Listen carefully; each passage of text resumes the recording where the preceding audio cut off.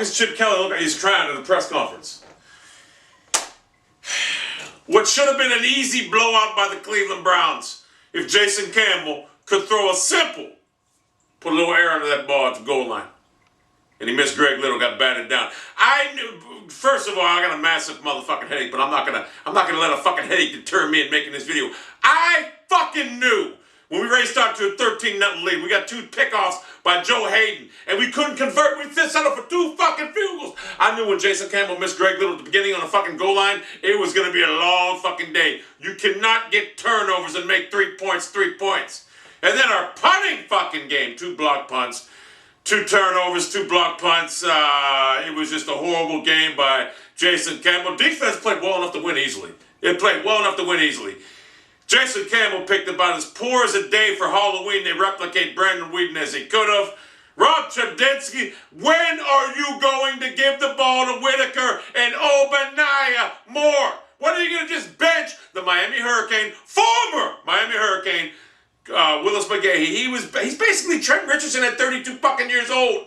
You got rid of one because he sucked. Now bench one because he sucks. Look, I understand he's a veteran presence, but you know what? Obadiah's better. So is fucking Whitaker. And Jason Campbell. You know, I was reading an article, they call him the Checkdown King. He is the Checkdown fucking King. Throw the ball downfield. If it gets intercepted, the condition your punting game's in, it's better. So I'm very, very upset, although I will say this, things are looking up. We got an easy game next week against the Pittsburgh Steelers, who, anyone who thinks the Pittsburgh Steelers has a chance against the Cleveland Browns doesn't know football. We will destroy Pittsburgh next week. So we still are in the playoff race because the New York Jets lost. So we're right there. We win, we control our own destiny. And what I mean by that is we go to the Jets Stadium, Metropolitan Life Stadium, 2 weeks prior to the season ending. We win that game. Like I said, we control our own destiny. If Jason Campbell can stop playing Halloween and stop playing like Brandon Whedon, we control our own destiny. Things that worried me were just inability to capitalize on turnovers. Jason Campbell, I knew it was going to be a long day when he did not put enough air into that ball to Greg Little. When it got batted down, we had to settle for a field goal. I knew it was going to be a long day. Our defense played stout as a motherfucker. Now, granted, we went against one of the worst quarterbacks in the league, Andy Dalton, who's absolutely atrocious.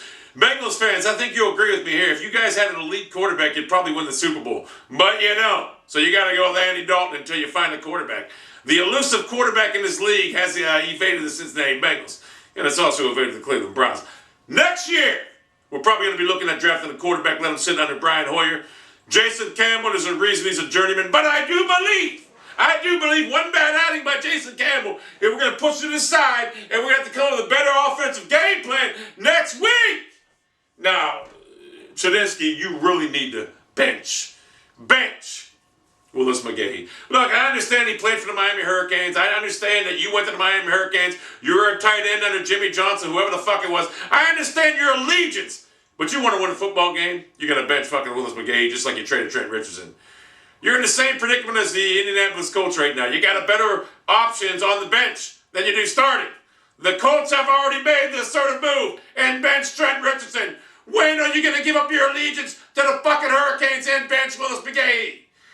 Now, I believe Jason Campbell just had a bad game. I believe he'll correct that and rectify it next week against a pathetic Geritol 11 Pittsburgh Steeler. I look at the Steelers' offense to struggle mightily against our defense. I'll tell you that right now. Our defense is coming for blood next week.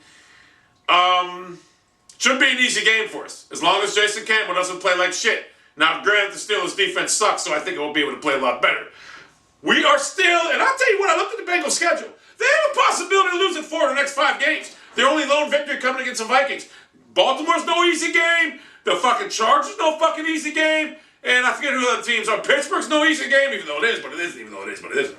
So the division still isn't out of reach. Although it probably is. But it still isn't mathematically. Although it probably is, though.